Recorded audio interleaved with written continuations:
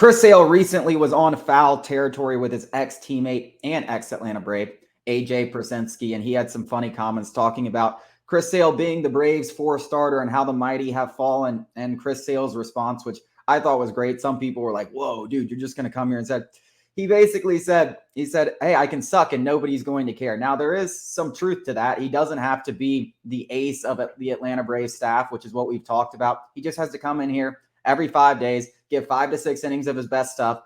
Because we have all this talent, not just in the pitching staff and the depth of the pitching staff, but on the offensive side of things, they're not going to push him. They're not going to ask him to pitch 200 innings or literally be the ace of this staff. So while, yes, he's just making a joke, it's very true in the fact that he can come in here and the Braves are going to take things easy on him. And when you're talking about a pitcher who's dealt with so many injuries since 2019, I think it's going to be very beneficial for all parties, Chris Sale and the Atlanta Braves.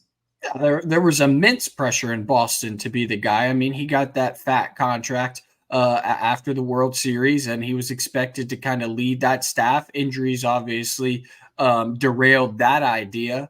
He comes to Atlanta, and it's all gravy. He's not going to be expected to be the 1-2 or even the third guy. And I think that, I posted it on Twitter, and I looked at the comments under your profile, and it was crazy that Braves fans are this dense. Are you kidding me? He's obviously not being serious. He's there, like you said, there is some truth to the joke. Like all funny things, there is some truth in it, but he's not being serious at all. Obviously, the guy's going to be extremely focused and want to do his absolute best. Braves fans actually thought that he was being serious and he was just going to come here and say, screw it. It doesn't really matter. I'm the fourth guy. The fact of the matter is it doesn't even really matter if it is true in the regular season. If he sucks in the regular season, it doesn't matter. We just saw what this Braves lineup can do with a hobbled pitching staff. They won 100+ games. The only thing that matters, and I think that's the whole approach of Alex Anthopoulos' offseason, is how can I build this team to be better suited for October? And this Chris Sale acquisition and subsequent contract extension is the perfect example of that. It doesn't matter what Chris Sale gives the Braves in the regular season. It frankly doesn't. It matters what happens in the postseason. And that's all I'll judge this entire acquisition off. If Chris Sale comes out and gives the Braves good innings in the postseason in October, I don't care what he does in the regular season, even if he does suck. Yeah, I think Atlanta fans can get easily offended. He's coming from a place for Boston where it's like, oh, obviously there's a ton of pressure, even if you are the fourth guy. And maybe they just thought, oh, you're just saying just because you're coming to Atlanta now, not a big of a baseball market, even though it is right up there with Boston, to be honest. This isn't like he's joining the Atlanta Falcons, but they can get easily they can get easily offended by stuff like that. But yeah, I mean, the reality is it's all about the postseason. And as I wrote when I commented on that, I said, don't be surprised if we're talking about Chris Sale up there in the same breath as Spencer Strider and Max Fried, because he is that talented. He is completely dedicated to his craft. He is a ultra competitor. So if there was anybody, just like, his personality doesn't even match, he would never actually say something like that. Like, he wants to win as much as anyone on this team. And that's another thing that he brings to this clubhouse and to this, a thing that we talked about all offseason that might've been a little missing over the last 2 seasons.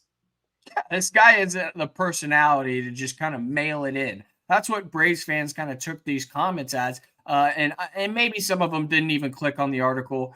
Granted, I do that frequently. I just read a headline and think of something funny and I say it. So, maybe they didn't read the whole thing or watch the whole video where AJ was poking fun at Chris Sale and Sale responded in kind. Like he was just keeping the jokes going.